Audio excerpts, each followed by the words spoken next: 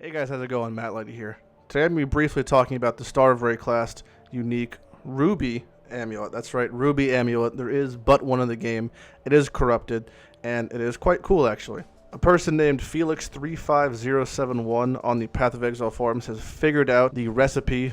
In his own words, "'Tis I who discovered the recipe. Feels good, man." And it requires a unique ruby ring, onyx amulet of any rarity, and a corrupted level 20 lightning warp. Now, corrupted level 20 lightning warp is the hard one to do, so quite a cheap recipe overall for what you get. If you'd like to know more about the Star of Wraeclast and the lore and creation behind it, they did a good little expose on the their partnership with the Taiwanese Garena server by either freezing the video or checking in the description below.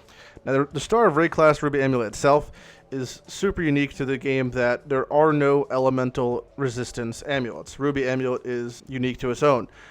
On a second level, it is corrupted. So the amulet also offers increased cold damage. Now, I think the roll was 30 to 50. I'm not sure yet. There's not enough on the market to see, but I have 33. All res has nice amount of all res. I'm sure 10 is the lowest, probably 10 to 15.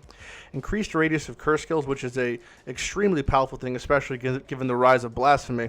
I feel is probably not a variable that can be changed, considering I've seen at least 4 different stars of Wraeclast all having the same 30%.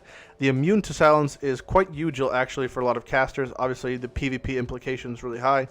And it has the crazy thing that says grants level 20 illusory warp, or illusory warp. Now, illusory warp is not a skill in the game you have access to. It is some weird, not to make a pun, but some warped version of lightning warp itself. And what it does is it teleports you from point A to point B, similar to lightning warp, in almost an instant based off your cast speed. And the main draw is it leaves a chilled ground on the place you leave and the place you arrive at. For 5 seconds. I assume this 5 seconds is subject to duration fluctuations, so scaling your duration up and down will affect this, but it doesn't seem that a less duration gem, if it could be linked, which it can't be, would actually affect the speed in which you teleport. So high cast speed means faster teleports from Illusory Warp, but the cooldown timer is quite high.